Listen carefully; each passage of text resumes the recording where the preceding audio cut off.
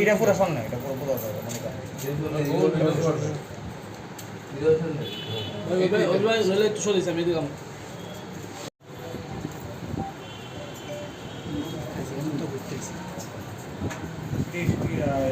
মন্দিরে এখন বাইরে এসে মাত্র মন্দিরে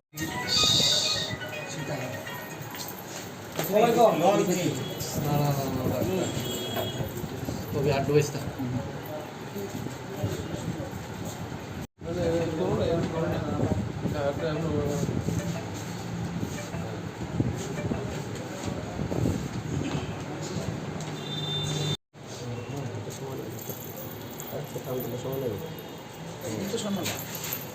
এটা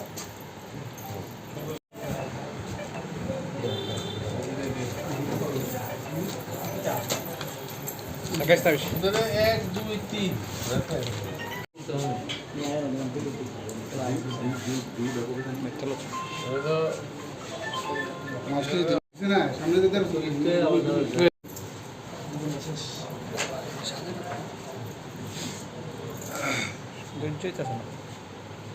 স্টিল চুইলে কো লাগবে তো পত্রিকা একটু পিছন আস না স্টিল চুইলে তো লাগবে আরে বসদা পিছন আয় ভাই মা এত চুরি হচ্ছে দাদা একটু এটা তো লাগে না আমাকে আরে আরে আরে ভাই এটা তাই না সোলার না সুন্দর দিকে এর জায়গা আরে ইও আয় পুরো দিকে আমি আয়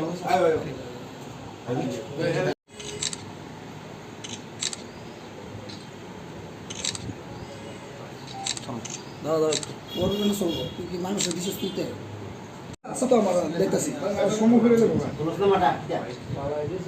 এই তি বারবার হাত টানছ নিশ্চয়টা কিটা করতাছ আমি বুঝি গত 13 তারিখ রাত্রিবেলা মানে দশমীর দিন আর কি রাত্রিবেলা আমাদের মাননীয় এমএলএ গোপাল রায় আমাদের বাড়িতে এই চুরির ঘটনাটি সংঘটিত। তো উনি ঘটনাটি আমাদেরকে 14 তারিখ জানানোর পরে এই ঘটনার উপর ভিত্তি করে একটা সুনির্দিষ্ট কেস নেওয়া হয় এবং একটি টিম তৈরি করা হয়। এতে রানা চ্যাটার্জির নেতৃত্বে এবং ওসি এমজি বাজার শুভেন্দু দাস এবং আরও কিছু থানার অফিসার একটা টিম তৈরি করে এই ঘটনার তদন্ত শুরু করা হয়। পরবর্তী সময় গতকাল থেকে এই ঘটনা যে চুরি করেছে তাকে আমরা গ্রেপ্তার করতে সক্ষম হয়েছি এবং তার কাছ থেকে এই সমস্ত জিনিসপত্র গোল্ড এবং গোল্ড প্লেটের যে বাকি অর্নামেন্টস আছে সেগুলো উদ্ধার করা সম্ভব হয়েছে এবং যেগুলির বাজার মূল্য এখন কমপক্ষে 5 লক্ষ। তাকে কোথা থেকে আটক করা হবে? তাকে তার বাড়ি থেকে আটক করা হবে। কিসের ভিত্তিতে আটক করা সেটাই আমাদের ইন্টেলিজেন্স, সেটাই আমাদের কাজ।